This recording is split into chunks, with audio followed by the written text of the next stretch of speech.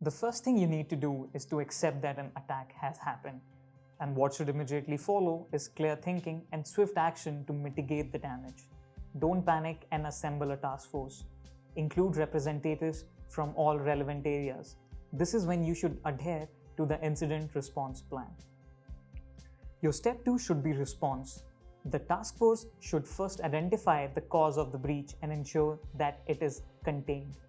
Some tasks will include resetting the passwords, disabling network access, taking steps to recall or delete information. Your step 3 should be investigation. Assess the extent and severity of the breach. Your step 4 should be restoration. Take actions to avoid further breaches. This would entail engaging a data security consultant to promptly remedying any identified security flaw, to reviewing arrangement with the service providers and cloud service providers to ensure that they are subject to appropriate data obligations. Your last and final step should be reporting. Notify your customers for serious security data breaches. Proactive notification is generally the right strategy. Send out emails with the details of the breach and how it has been contained.